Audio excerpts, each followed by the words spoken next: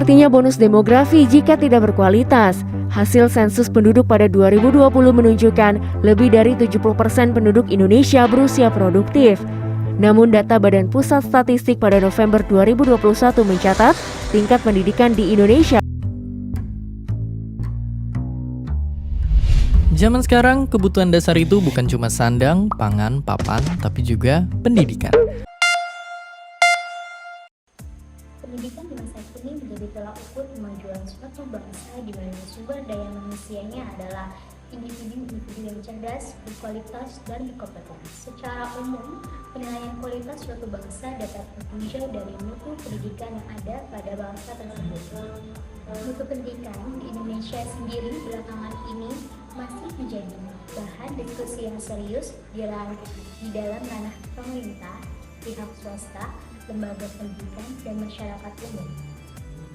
Karena mutu pendidikan yang ada akan sangat menentukan kualitas lulusan hasil pendidikan itu sendiri. Apabila mutu pendidikan rendah, maka kecil harapan untuk memiliki sumber daya manusia yang bermutu. Oleh karena itu, kebijakan pemerintah yang berkaitan dengan pendidikan dan faktor-faktor yang menunjang mutu pendidikan hingga saat ini masih terus dikaji dan menjadi bahan pertimbangan. Berdasarkan data UNESCO dalam Global Education Monitoring atau GEM report pada tahun 2016, mutu pendidikan di Indonesia menempati peringkat ke-10 dari 14 negara berkembang. Sedangkan kualitas guru di Indonesia menempati urutan ke-14 dari 14 negara berkembang yang ada di dunia. Sementara itu, pada hasil survei Program for International Student Assessment atau PISA yang merupakan salah satu rujukan penelitian mutu pendidikan di dunia, peringkat kualitas pendidikan di Indonesia berada di golongan urutan terbawah, yaitu peringkat 72 dari 78 negara. Dari uraian di atas dapat dilihat bahwa mutu pendidikan di Indonesia masih tergolong rendah. Hal ini juga sejalan dengan rendahnya kualitas guru menurut survei yang telah dilakukan oleh penelitian sebelumnya. Menurut pengamat pendidikan Budi Trikaryanto, setidaknya ada 3 masalah yang masih membelenggu pendidikan di Indonesia. Yang pertama, kualitas pengajar kompetensi guru di Indonesia masih berada di tingkat yang sangat rendah. Yang kedua, sistem pendidikan yang membelenggu di era pendidikan 4.0 seharusnya guru tidak lagi menjadi narasumber utama dalam sistem pembelajaran, melainkan sebagai pendamping, penyemangat, dan fasilitator. Yang ketiga, lembaga pendidikan perlu pembenahan. Perlunya meningkatkan kualitas lembaga pendidikan yang mencetak guru-guru berkualitas di masa depan.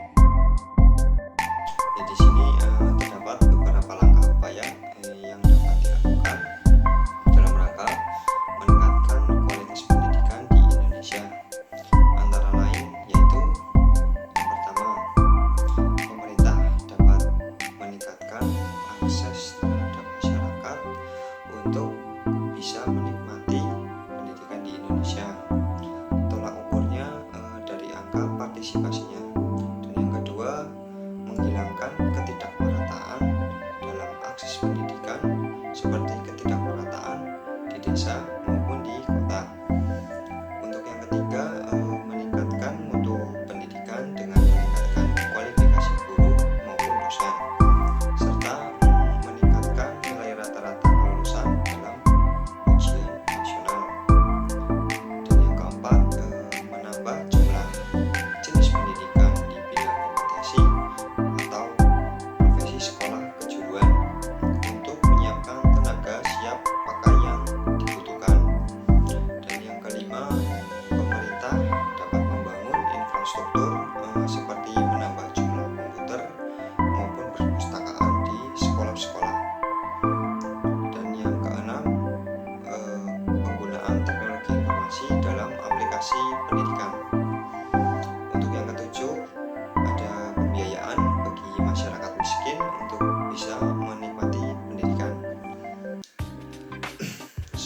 selanjutnya, melihat langkah tersebut, upaya yang perlu dilakukan ialah mengadakan supervisi akademik. Jadi mengembangkan proses belajar mengajar akan lebih baik dengan dilakukannya pembinaan kepada tenaga pendidik. Hal ini juga merupakan tujuan dari supervisi akademik.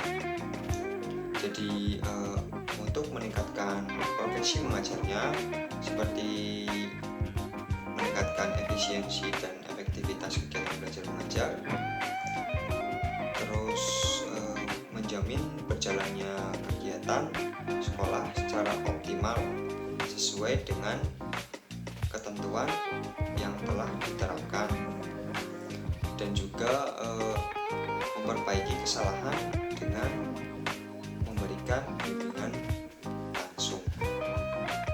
Kualitas guru menjadi salah satu penentu dari tingkat mutu pendidikan di sebuah negara.